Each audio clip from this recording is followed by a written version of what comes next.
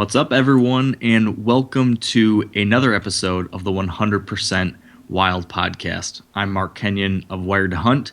With me today is Matt Drury of Drury Outdoors, and we're answering a listener-submitted question about trail cameras, which is going to be pretty interesting, I think. But first off, Matt, we've got another family member with us today, don't we? There's so many family members of yours on this show. Who do we got? It's like a mafia.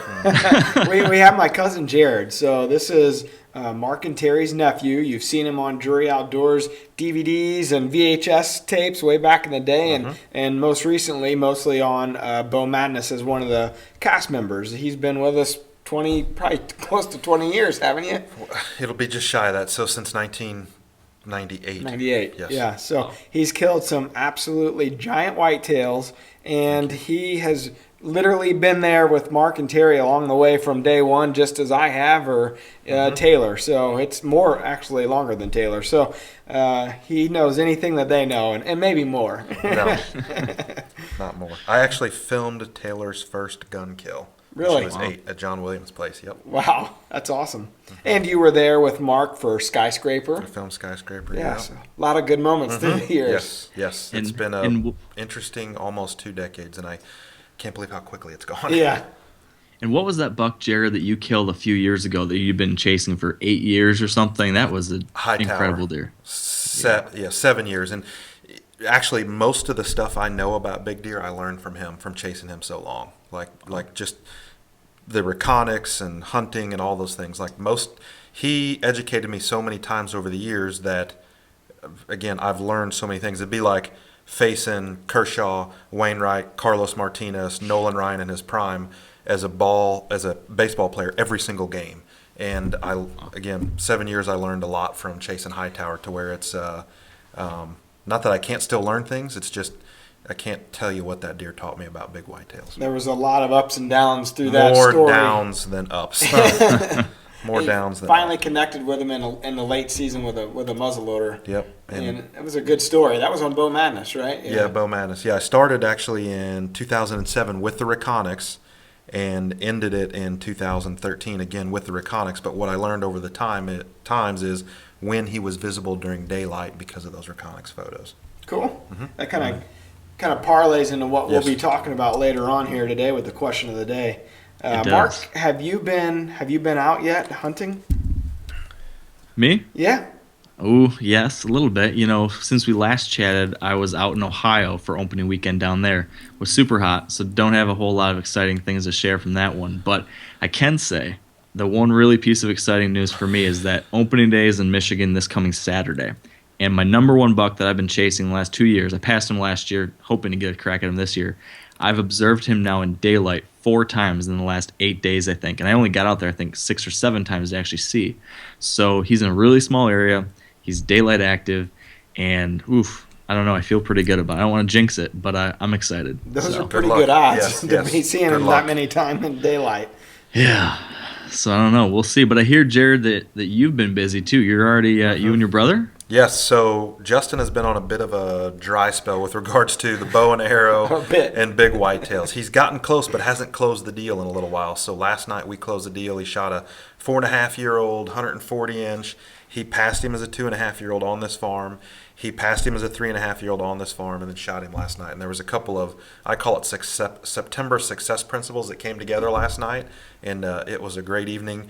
And probably the highlight was we had my 5-year-old little boy, Henry, who is a chip off the old Drury family block, if you will. He's got phenomenal instincts. He knows when to be quiet. He was excited when Justin shot him, and then we taught him how to trail deer last night because Justin actually shot a doe and then a buck, and Henry is he's a little bloodhound now. It was hilarious watching him. I filmed the whole thing, and he was like, blood, blood, blood. And then he goes, hey, Justy, here's your doe. Like he almost tripped on it. And he goes, let's go get your buck. And then That's he found awesome. the buck too. So it was it's something we won't soon forget because of having Henry there. I've seen the footage. They're both just an absolute smash. They're sitting there in the food plot, big green food plot, and they're just chowing away. And this is actually the time of year on 13 we talk about greener pastures, and it seemed to play true for you last night. Yeah, there's my two favorite times of the year are early season on radishes and late season after the rut on sugar beets and winter bulbs. And they do basically the exact same thing in a different way. Radishes, like they'll walk through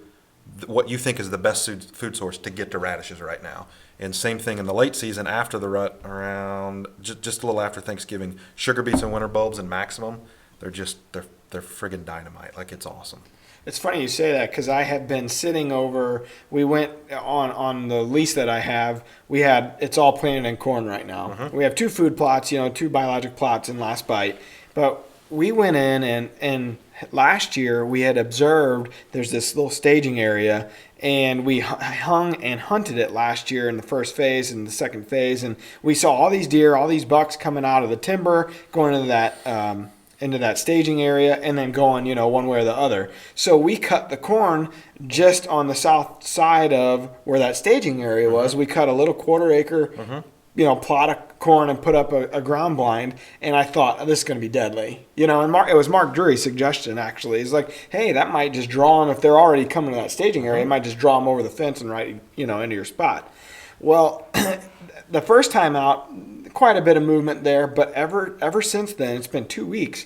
I'm not seeing hardly anything on that plot. They're in the staging area still, really? Which is too far out of my bow range, right. and and they're still doing what they did last year, but it's not drawing them like you always kind of in your mind you think corn will trump anything, and cut corn would be the ticket, and yes. it really has not been so far. It is the ticket, but it's during certain periods of the year. And I've heard Tom Ware and Jeff Lindsay both say they'll walk through freshly cut corn to get to radishes. Like, if you can get radishes to grow and plant them at the right time, like, I haven't seen anything like it. Like, it's fishing with dynamite. Well, like, I'm not kidding. Kicking myself because I've missed the wins I needed to hunt my 2 food plots and sat up top and kind of pushed it in the cut corn. And I'm just thinking, all right, well, I might have played this wrong, but you never know until you do it. Cut corn works phenomenally well October 25th through about the 3rd of November, and then it works extremely well again in around that Thanksgiving period. Yeah. So, anyways, I'm actually going in tonight once we get done with the podcast, and we're rehanging. We should talk fast. Yeah, rehanging that tree, rehanging that tree, and trying to hunt the staging area before they decide to go whichever way they go. So we'll see. Man. Well, hopefully next time we've got some good news from you, Matt. Hopefully. I guess with that being the case, though, should we get right to the question of the day so you can get in the tree? Let's do it, man. The question of the day is brought to you by Cabela's, the world's foremost outfitter. Hi, my name is Scott Clark, and I'm calling from Ontario, Canada. And I've got 2 questions in regards to trail cameras. The first one, do you feel it's possible to have too many cameras on a specific location? One farm I hunt, I have 8 cameras up, and it's only 100 acres. My second question is, during the actual hunting season, how often do you move cameras around the property to try and target and pattern specific deer? Thanks for taking my question, and Mark, great job on the podcast. Really enjoy them. I love this question. I think it's something I'm thinking about a lot right now. But Jared, I guess, what are your thoughts on this first? So he had a couple questions in his question. The first one is can you have too many cameras? The simple answer to that is no, absolutely not. 8 cameras on 100 acres, I'm all for it. So as I started the top of the podcast talking about Hightower, how I figured him out is I ran 7 cameras on my 130-acre farm, and my thought was, if he's taking a step on me, I'm going to take his picture, and that's what happened. And the big deal is you can't check them too often. That's the issue with the cameras. Can you have too many? No. Can you check them too often? Yes. That's the answer. I think since we first started using Reconyx, I bought 10 of them in 2007. I'm now up to about 25. Still, the original 10 work like the day I bought them, which is great. And I just bought some of those new video cameras, which I think will actually take the scientific analysis that I try to apply to a whole nother level in understanding the scrapes. So the second part of the question is, how do you move them and set them up? So what I always try to do is I try to put them out the last week in July or the first week in August 5th at the latest. For whatever reason, if you put them out and put them on, what I've noticed lately is analogics is the friggin' hot magnet ticket. Like, I've put them on over corn and all kinds of different supplements over the years, and you get some good response, but analogics will get all of the buck pictures taken, at least on my farm in Iowa, in the first 36 hours. And then normally at hour 37, the analogic is gone. No matter how much you put there, it's gone. Yeah, it's a pretty crazy attractant. It's a crazy attractant. So I try to put that in and around the food plots I plan to plant in those places. So 25 cameras in and around the 20 or so food plots I have. And then what I'll do after that first analogics round, I'll let them soak, if you will, for 10 or 12 or 14 days when I come back to plant the food plots, change out the cards, keep the cameras in the same location, and then I'll put the cards there not over analogics, but will be over the food plot to see it growing and see what's coming and when they start hitting it actually. And then finally, I try to move them, several of them, not all of them, but about probably 10 of them, I move to what I call perennial scrapes or the hub scrapes or the scrapes that show up annually, the big scrapes that all the deer hit. And I'll move that in and around. Generally, I'll try to anticipate the first scraping activity, at least in Iowa, starts around the 16th, 17th, 18th of October. And if I can, I'll try to move them right prior to that. So I'll literally put them on a tree before the scrape's actually there and get the first scraping activity. So what's so funny, I go all the way back to the Hightower. In 2010, 2011, and 2012, he hit the same scrape on the same day within an hour of each other at 1 a.m., somewhere between midnight and 2 a.m. in the morning. 3 years in a row on the same scrape. He at least was. They aren't all, but he was, and Klondike was. And what's interesting is deer have more human characteristics than people give them credit for. Like there are deer that are roamers that you'll see. They'll take 1 or 2 pictures of and that's it. And then there are deer like Hightower and Klondike, which is why I think they get so big. Is they don't go anywhere. They stay at home. Like Hightower lived on maybe the same 200 acres his whole life and very rarely left it. And Klondike, he actually changed his patterns, but when if you could get his pictures on a couple cameras, he was in that same 20 to 40 acres, which is why I killed him last year then, because he actually moved his home core area about 2 years ago, and it took me a little bit to figure it out, but I figured it out and saw where he summered is also where he wintered, and once the rut was over, he came right back, and I think I shot him last year on the 21st, and he literally, I had no pictures of him, and shot him the first night he showed back up on the 21st. That deer, Klondike, we're actually editing right now here in the studio. It's going to be our newest episode of DoD TV on YouTube, so that's kind of a cool. It's neat to hear you talk about it because we're working on it right now. I guess I forgot that. Yeah, no, like I've lived it in my mind in my life, but no one's seen it. I actually hunted Klondike for 5 years, Hightower for 7, and then it's the 280-inch deer I've killed. But again, I've learned the most by trying to figure them out. And what's sad is I don't pay attention to some of the smaller deer like I should. So this year I went and looked at all my cameras. There's no Hightower, there's no Klondike, and I'm looking at 10 to 15 shooters, and I have no idea who any of them are because I haven't paid attention to them the last couple of years because I set my sights on big deer and then waited until I accomplished the goal to look at other shooters. Well, now you have a lot more to choose from. Yeah, I do have more to choose from now. So put the cameras up in August, late July, August. I think Mark puts his out probably mid-July, but the thing I forgot to mention is, for whatever reason, in their rack development and putting them on analogics, they seek out the mineral that's in Annie at that last July and August period, and literally you can get all the deer in, again, 36 hours. They'll yard up and they'll come from everywhere to eat the analogics. They eat it down, and then you get them on the scrapes again, that October 17th, 18th, 19th, 21st period. The one thing I've always heard Mark say is putting a camera out for every 50 acres, roughly have a camera. So that would be another general kind of rule of thumb. Every 50 acres, so if you got 200, you get 4 cameras? Yes, exactly. And you can actually put more than that depending on the deer density and the type of cover. If it's 50 acres of timber, that's different than 50 acres of solid brush, which is different than 50 acres of ag. So if it's like deer, I think what he's saying there is like deer habitat where it's big timber, brush, and agricultural, about 1 per 50. Yeah. For most people, honestly, it's probably 1 per 100. Yeah. On the 300-acre lease that Justin and I were on, right now we're running 4 of them. So we're just under. We're probably at 1 per 75, actually. My lease is a 382, and I have, right now I have, I'm thinking here, I have 4 out right now. And usually I'm running 3, but right now I have 4 out, and most of that's ag. Heck, there's probably only 100 acres of actually huntable land on that 400. But I got you guys beat on that one. I've got 4 cameras on 45 acres of timber in one spot. That's to get Holyfield, right? This is actually in Ohio. But Holyfield's not too far from it. That's why I like his question. Can you have too many? No. Honestly, you can have as many as you can afford, and it's. The acquisition cost is one thing. Then the upkeep and the batteries is a whole different ball game. Like buying new cards for these video cameras and all that stuff. And then what I just learned is they'll chew through Energizer lithium much quicker if you're taking video versus pictures. So I've been having issues with my video camera. And the last couple times I went up to the lease to check this, I only have one video camera. And I check it, and it said, as soon as I open it up, it's like low battery on such and such date, which was like 2 weeks. Always it's like a week before, 10 days before. And I check it, and I'm like, all right, I had 50 pictures, all of me, or videos, all of me from when I put it out, and then it stopped. And so, but then I'd check it, and the battery showed half full. I'm like, well, surely it could keep going. So I tried it one more time. That's a mistake. If it says low battery, change your batteries. That was a rookie mistake, because I went another 10 days with no pictures except of me the day I put it out. Oh, man. That's the problem with the cameras. If they're not doing the work or not functioning correctly, then you lose all that information. And then, this isn't part of his question, but I think it's an important answer, and that is if you go back to what Mark just did on Facebook Live and him talking about, I guess it'd be between phase 2 and phase 3 right now, someone asked the question, what's the most important tool you've had in your career?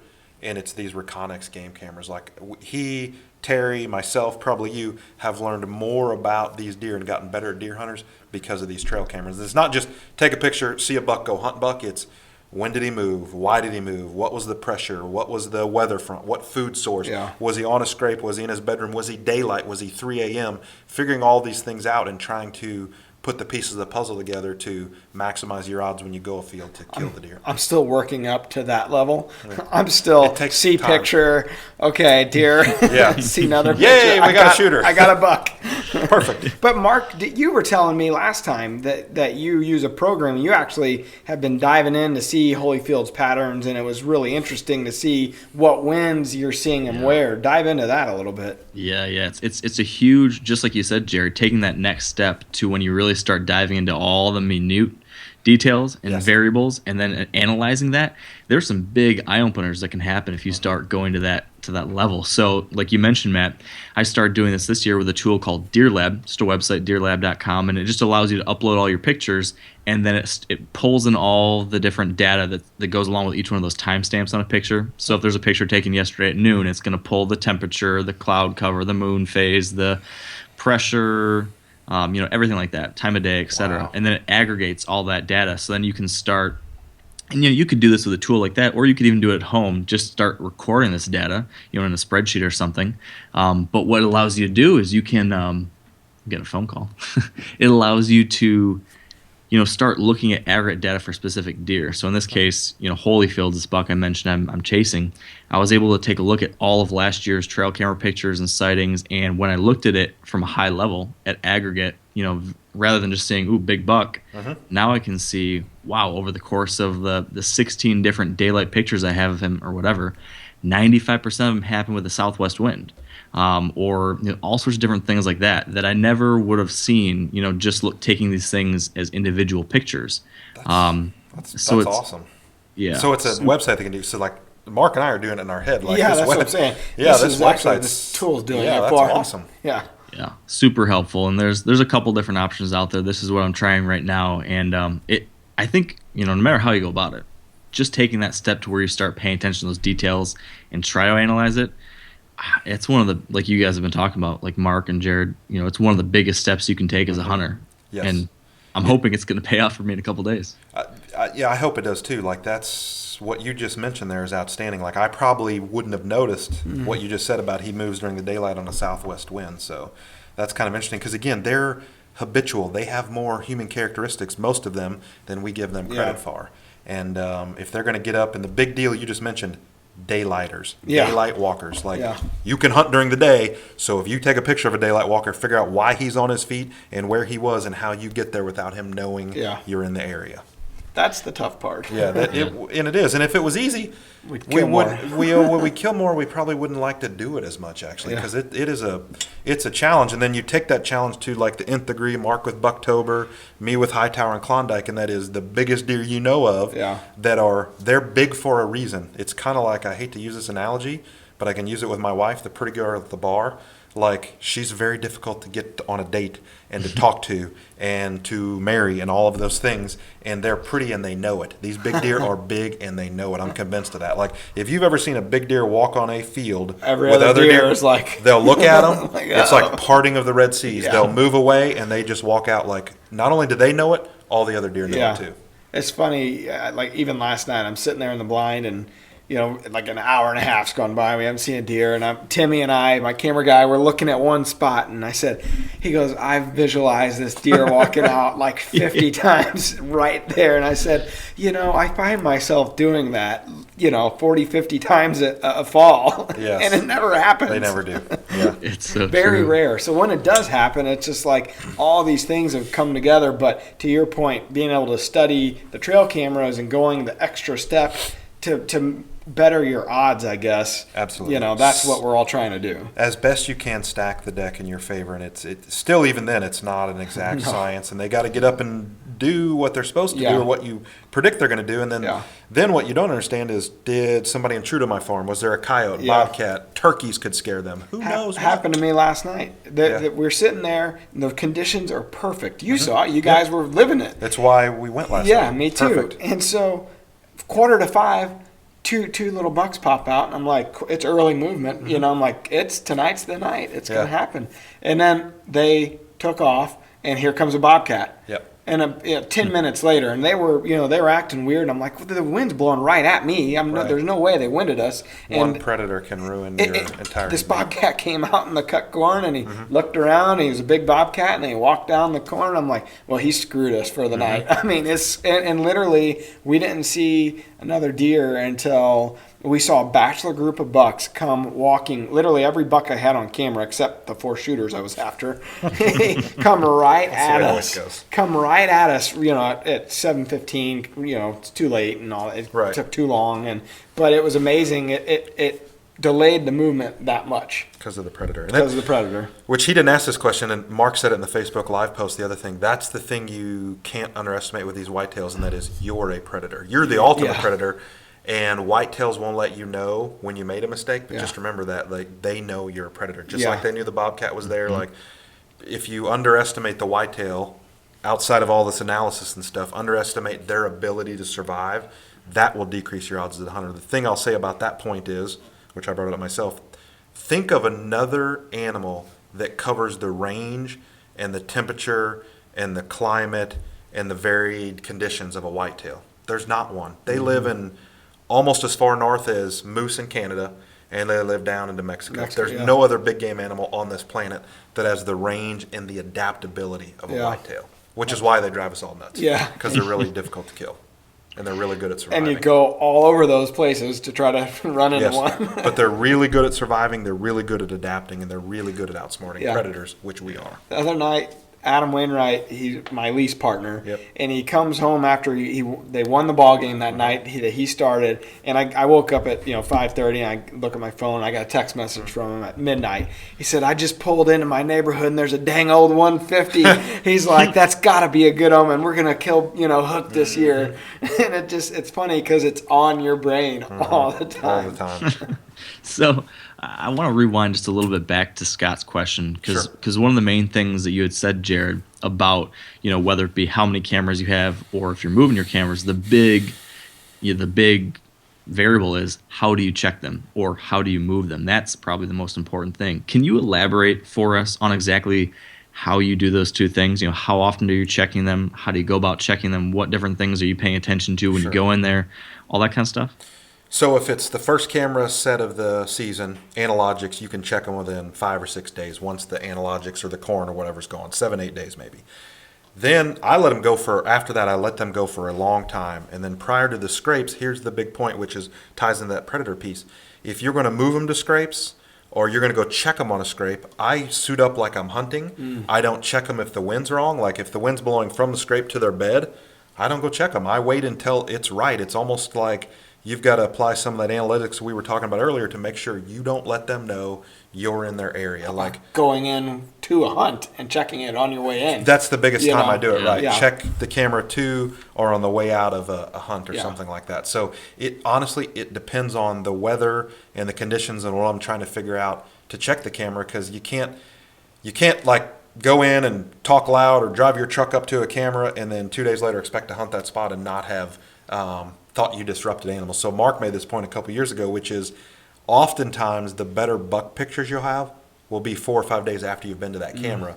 And that's consistent on across 25 cameras annually. And the reason is it's the human intrusion when they're hardhorn. So what I'm talking about here is hardhorn animals. Yeah. A whitetail that's in velvet is a little bit less wary than one that's in hardhorn. So your intrusion plays a factor in when you'll get that buck picture. Makes sense. So now moving to the how you move them piece of it.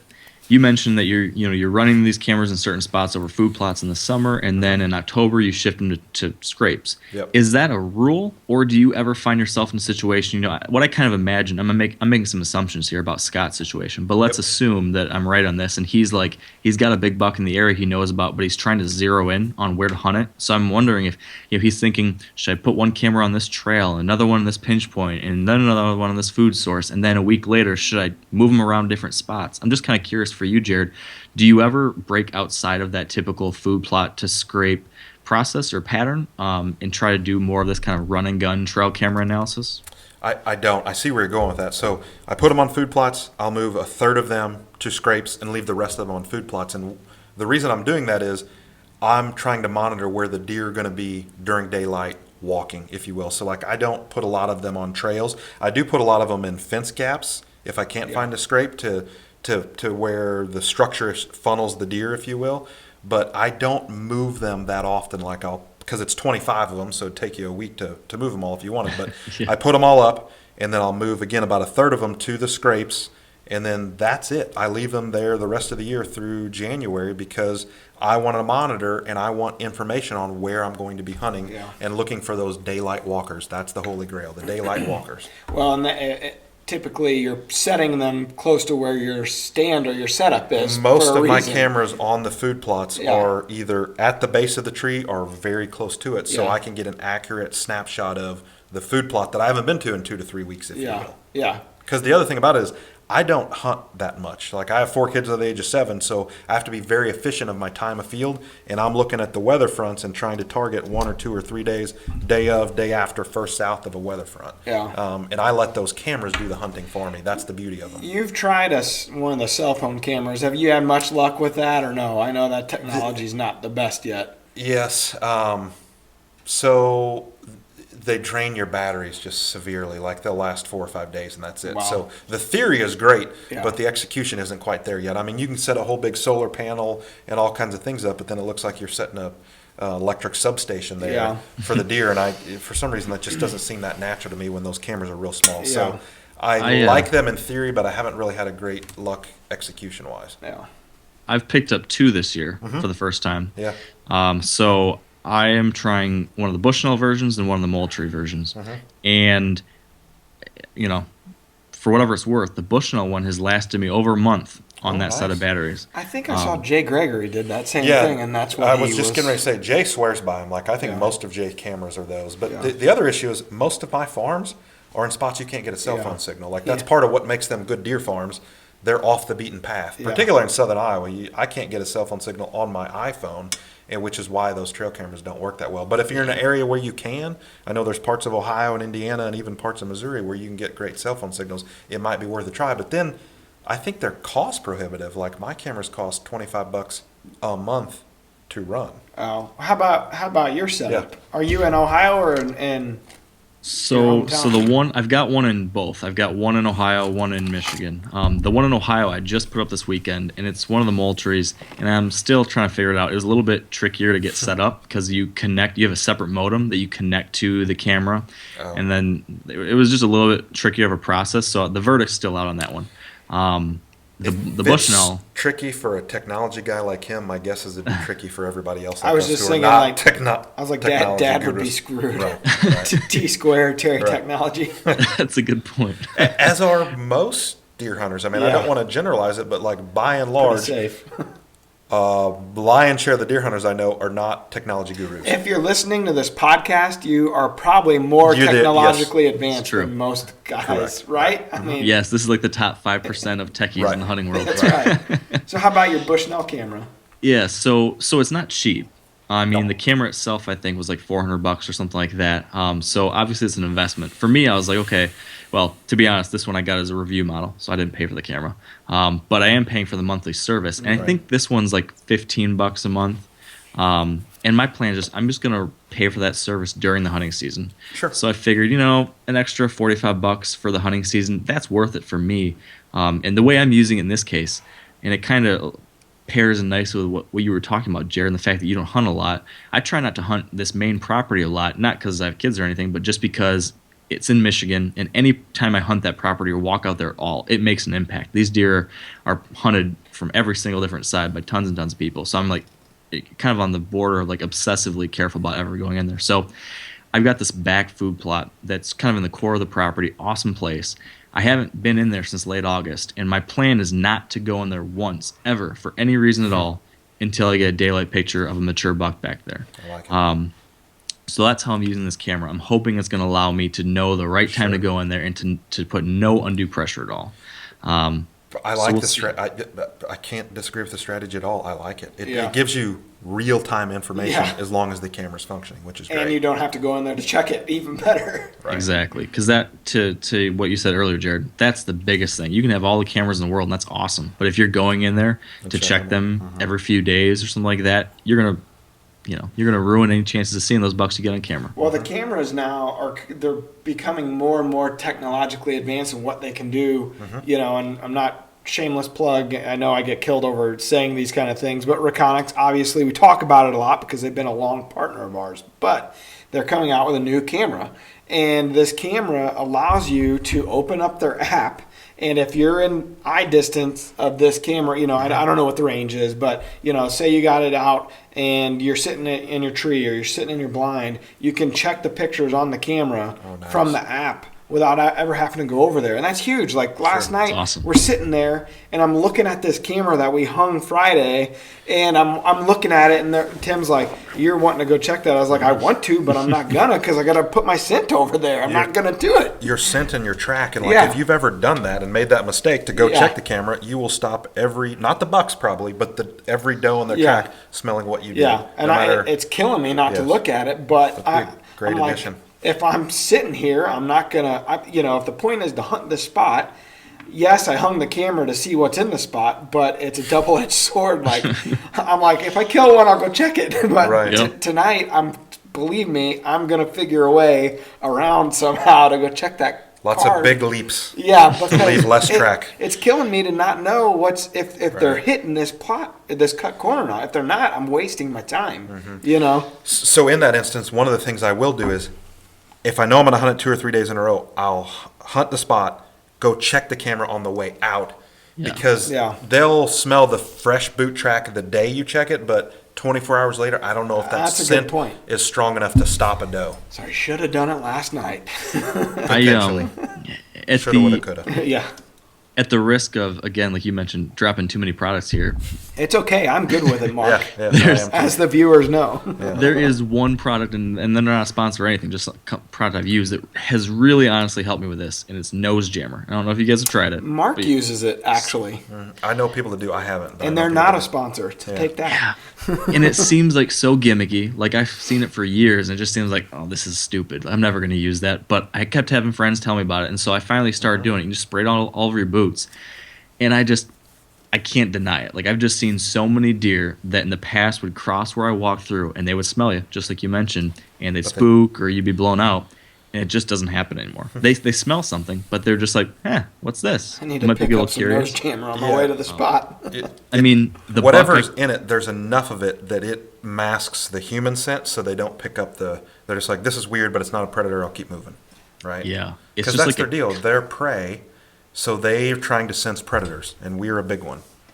Yeah. It's from what I understand, it's a concentration of vanillin extract. Yeah. Which is just so I've smelled overwhelming of a scent for a deer that's like all they get. Jams them. It I jams like them. that. Yeah. So the buck I killed in Montana at the beginning of September, there was another 8-pointer with him that walked right to where I walked through, and I saw him walking towards the path, and I'm just like, fingers crossed, like, please work, please work. please, And he please. gets to it, puts his nose down in the trail, and I'm just like, this is the moment of truth. Sniffs around, and I see my big buck a little, 10 yards behind, and it's all going to depend on if this first one makes it through or not. And he pulls his head back up, keeps walking, and I just had the hugest sigh of relief, and I knew right then, okay, I'm killing the steer. Yeah, Nice. That's a good feeling. It's the best feeling. So interestingly enough, when we're hunting, we always have two people, and you were talking about laying a track down, which I might try this nose jammer. Did you just spray it on your boots, the bottom of your boots? Yeah, spray it all over the sides and the bottoms of your boots. So we're laying down 100% Yeah. more scent than one person, so there's two of us. And what I always try to do is walk in a single file line Yes. to lay down one scent track instead of somebody to the left or the right of you laying down two scent Yeah. tracks. I'm always cautious of that, hoping that if the camera guy's behind you, usually you're hoping that he's just following right behind you. Yes.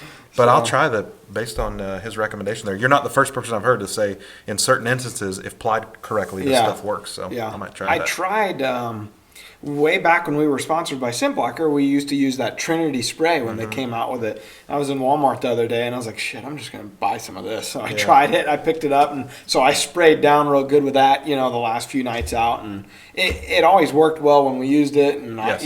we believed a lot in it. So I'm going back to it and trying it out again. So if I understand what's in Trinity correctly, what it does is keep the scent on you. Okay. Okay, so it will work great for everything but the bottom of your boots. Great. The nose jammer works for the bottom of your boots because you're laying down a scent, whatever. Like, Okay. even if it's keeping it on you, you're still going to lay that scent down. That's why the nose jammer on your boots might work actually quite That's well. good to know. I'm gonna have to get some. So put all these things together, which I'm wearing a scent crusher thing here today. If you go back to Mark's live Facebook post, one of the things he said, which I learned this last night, we ran 2 ozonics and we scent crushed all of our stuff, Yeah. and we had does walk through our wind. They got a little goosey, but they walked through it and Yeah. ate anyway. Yeah. And I've never seen that happen before. And what Mark said is that works really well on high pressure days. Yeah. If you scent crusher everything for 30 minutes, I actually did it for 60. Sorry, Chase. Yeah. But I did it for 60. My stuff, Henry stuff, and Justin's stuff. And then we ran 2 ozonics all night, and we had does walk through our wind, We which ran is 2 last awesome. night as well, and it's any advantage I think I need. Yeah, I'm gonna use it, try. yeah. So nose jammer, here I come. Exactly. A lot of things we just talked about, whether it be an ozonics machine or I don't know how much the scent crusher bags are, but probably not cheap, and nose jammer, all these things cost some money. I understand that. Yeah. It's an investment. But here's one bargain hunter tip for you. A friend of mine, he hunts properties around cattle, so he'll just walk in a bunch of cow patties before he hikes into his tree stand, and that's his alternative. I mean, I don't know if it would work, but it might. In theory, Yeah, you would think it would. you're Right. if masking you- your scent. Correct. But the big deal is you can mask it and cover it and try to change it all you want, but it's still there. Yeah. So the big deal with why Trinity and all those sprays and the scent crusher and all that stuff, why they work, is they keep the scent on you, Yeah. or cover them, as opposed to letting it flow freely. And then I guess the cow patty thing is it would work like nose jammer, which is just overwhelm their Overwhelm 'em. olfactory senses. Yeah. It's just slightly less pleasant for you, the hunter. Yeah. Right, exactly. Yeah. I'll try the nose jammer instead. And Yeah. and if you're 2 guys walking out, Yeah. you want to be the first one climbing up your stand if you Yeah, walk right. through the cow patty, right? Exactly. The second guy, not so much. Very true. And I would say, of course, the best case scenario is just to play your wind right, Yeah. so you're not Absolutely. worried about this. But these are, like you said, Matt, you have to take every possible advantage you can because so many things are out of our hands when you're hunting a mature buck. There's so many variables Yeah. that are completely out of our control that I always tell myself, any tiny little thing I can stack on my side of the table, Yes. do it because we need every little bit we can get. I'm with you. Every single edge, advantage, widget, gimmick, whatever you can do, Yeah. you have to do all those things to stack the odds in your favor because they have the advantage. You're hunting. You're a part-time deer hunter hunting full-time deer. And think about it, like I just mentioned it earlier, they live in almost as far north as moose, way down into Mexico, and they survive 110-degree summers and 30 below winters, Yeah. and can survive just fine with never coming indoors. So they're phenomenal at surviving, which Yeah. is why you have to put all the odds you can in your favor. Incredible animals. They're incredible, which is why all of us listening to this podcast and people watching the Drury Outdoors TV stuff on the internet and the Outdoor Channel, like they enamor us because of how good they are at surviving. Yeah. It's not about us as the hunters. It's always about, we've said it, it's always about the story about the deer. Yeah. Klondike or whatever, Bucktober. Hightower, It's Bucktober, Yeah, yes. following the story, the history, the cat and mouse, and trying to catch up with one ultimately, and then actually executing your shot. which is a whole That's a different whole- ball game. I was gonna say that's a whole nother podcast. Yeah. That's Exactly. right. That's right. So I guess, do we have anything else, Jared or Matt, that we need to touch on the trail camera front? No, I think that's it. The big deal is invest wisely in a trail camera. If you know, there's some of them out there that are a little bit more than others, but it's kind of like you get what you pay for. Yeah. Like buy your clothes at Nordstrom's versus Kmart, if you will. Your work or professional clothes, sometimes you get what you pay for when Yeah. it comes to those trail cameras. Like I said, I'm still running the same 10 originals I got in 2007 from Recron. And I won't say who or what, but we're friends with a lot of the buyers Sure. for the Cabela's, Bass Pros, Dick's, whatever, and there's some that have very high return rates, and there's some that don't, and it's usually price point driven, and I understand it. You're a blue collar guy, and you can't necessarily afford $400 on something, but you might be able to afford 50 or 80. Sure. But in that regard, what if you saved up 4 times as long, or you know what I mean? It just, if it lasts 8 seasons instead of 1 season, it probably equals out in the long run. Yes. So just one thing to think about. But the Yeah. big deal is have them take the pictures, don't intrude too much, and analyze what that picture is telling you. Not just buck, go shoot him. It's day, night, time of day, pressure. Think back historically, go to some weather websites and figure out what made that deer walk and why. Yes, that right there. That last word right there, for me, I think is like one of the The why. biggest important factors for any whitetail hunter is always ask why. Why? If you do that for everything you see, observe, for whatever, you're going to become a much better deer hunter, I think. Absolutely. So Yes, sir. I think on that note, maybe we should wrap this one up. Jared, this has been awesome. Thank you so much for joining us. Thank you very much, Mark. Thank you, Matt. Thank you, Jared. Appreciate it. Yeah. Yep, See this was you. fun. See you in the neighborhood. Yeah, exactly. And a couple quick reminders for everyone watching or listening. If you'd like to send in your own question for a future episode, you can do that by visiting wiredtohunt.com/100%wild. You'll see all the instructions for exactly how to send in your own voice question to be featured on a future episode, which would be great. And then also make sure to subscribe to the audio version of this podcast on iTunes or Stitcher or Google Play. Or, of course, you can watch the video version over at the Drury Outdoors YouTube channel. And from there, Matt, your updates? Yeah, so make sure, Jared actually touched on it several times. We're doing a lot more Facebook Lives now that we're into the season. We're doing one every phase, whether Mark or Terry brings it to you, but we're trying to kind of dive into the tactics as they're happening. And so check us out on Facebook. As always, follow us on Instagram or Twitter at Drury Outdoors. And then, the big thing I think is if you haven't subscribed to the Drury Outdoors YouTube channel, be sure to check it out. There's all besides the 100% Wild podcast, we have Taylor's Killing It in the Kitchen segments. We have the DOD TV episodes, and Klondike, Jared's deer that he was just talking about that he killed last year, that's going to be on the next episode, hopefully maybe even the end of this week or early next week. So I'm excited to see that. that's never aired anywhere before, not on the Outdoor channel, not on our DVDs, which we stopped doing the DVDs. So we're going to be doing more and more of this stuff on DOD TV, and we're really going to try to drive people to our YouTube channel. So be sure to check it out. And now that the fall's here, make sure and check out our journal on druryoutdoors.com. Justin's deer is up there right now, so we're going to do a couple updates here in a minute and get some video up, but check us out. A little shameless plug for you guys over there at DOD. I've kind of found a funny way of utilizing your journal, because most of your hunters, not all of them, but most of them are all west of me, in Missouri or Iowa or Illinois or somewhere like that.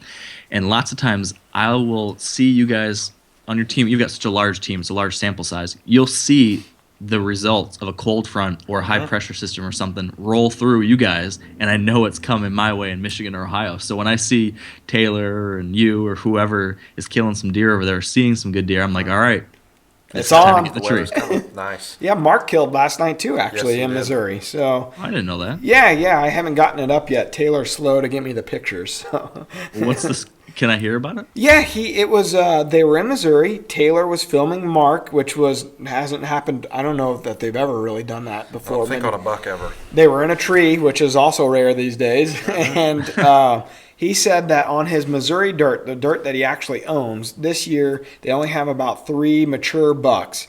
And this particular deer was one that he's seen for 2 or 3 years, and it's a kind of a we call a roid. It's one side's all jacked up, and the other it's never going to amount to much of a deer, but it's mature. I think he said 6.5. 6.5. Yep. So this deer was coming out, and Taylor's filming Mark, and she says to him, she's like, "You're not going to," because he's getting ready. She goes, "You're not going to shoot that, are you?" He goes, "Oh, yeah, I am." He's like, "Absolutely. This is a trophy." So perfect footage coming to the biologic and perfect shot. And Yes, so that's one point I wanted to make there. Outsmarting a 6.5-year-old deer, no matter what his headgear Yeah.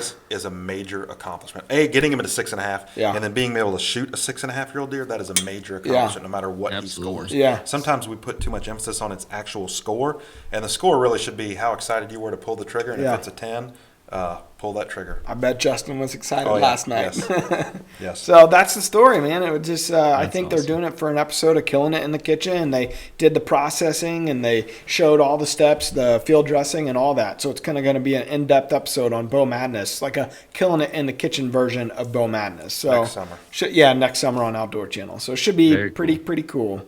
Did your dad kill another doe yet since we last talked? You know, I'm trying to think. So last night he was drawing back on one, and something happened. I forget what happened, but it took off and it dominoed the field, and he never had another shot. But he was fixing to last night. All right, I'm still waiting to hear how fast he field dresses it, see if I owe him lunch or not. It's pretty quick.